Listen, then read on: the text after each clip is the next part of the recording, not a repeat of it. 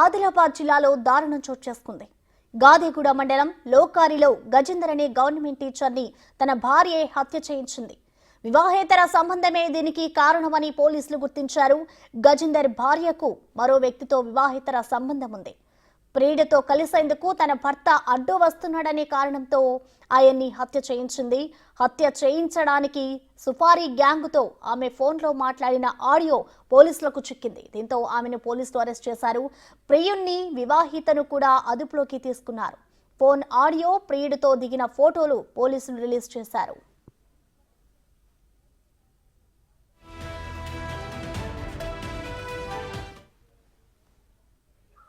भैया क्या करेंगे अभी? क्या करेंगे करा करो नादवी निकले। अरे कजू कौन होता है कहीं करी थी क्या करेंगे क्या करेंगे अभी? वहाँ हमारे सार है ना। हाँ सार है। सार कब तक रहता? तू है ना भैया। हाँ क्या बोले? तू ही ना। हम तो रहते सार के पीछे कभी भी। फिर तुम नहीं पलटना भाई। मैं क्यों पलटती भैया? सवेरे उधर से नारनूर से निकल रहे थे, इधर से नहीं आदिलाबाद। पूरा एड्रेस के साथ पूछ ले एक बार किधर से निकल रहे थे। मम्मी थोड़ी सी निकल रहे थे। मैडम बोलो जरा। हेलो भैया बोलो ना मैडम, क्या हो, कहाँ से निकल रहे, क्या बोलो ना जरा। मैं इंटरनेशनल दे दी यहाँ से निकलने के बाद। हाँ यहाँ से निकलने के बाद इंटरनेशनल दी थी। हाँ मारना है, जान से मारना है। नहीं बोला क्या होना है ना करना है। तो पूछ रो छ मम्मी मैं के दिनो पण तो पूछुच के पूछ रो छ भैया मार के डगर जा।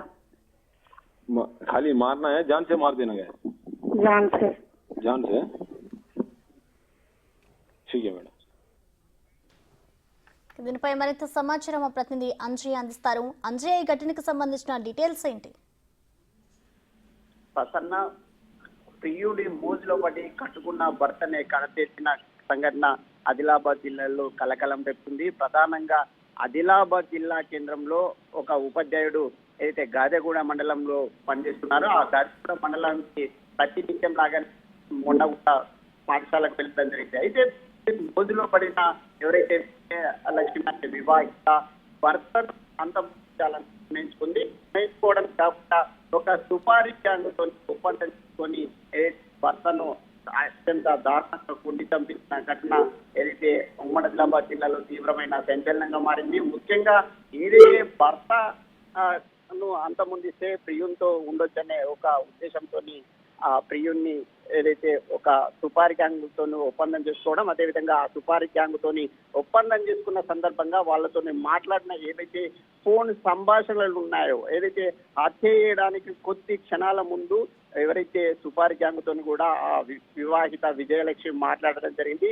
ఆ మాట్లాడిన సందర్భంలో కూడా తన భర్తను అంతమొందించాలని సూచించిన ఏవైతే ఆ అంశాలు సంభాషణలు కూడా మనం కూడా వింటున్నాం. ముఖ్యంగా దీని మీద ఇప్పటికే పోలీసులు విచారణ కొనసాగించడం జరిగింది. ఎవరైతే నిందితులు ఉన్నారో సుపారీ గ్యాంగ్ కు సంబంధించిన 3 వ్యక్తులు, అదేవిధంగా ప్రియుణ్ణి కూడా అదుపులోకి తీసుకోవడం జరిగింది. అదేవిధంగా ఆ వివాహితను కూడా అరెస్ట్ చేయడం జరిగింది. అయితే అత్యంత దారుణంగా ఎవరైతే ఒక భర్తను అంతమొందించిన మహిళను, అదేవిధంగా ఈ సుపారీ గ్యాంగ్ కూడా కఠినమైన శిక్షించడానికి చర్యలు తీసుకుంటామని పోలీసులు చెప్తున్నారు. ప్రసన్న, థాంక్యూ అంజయ్య.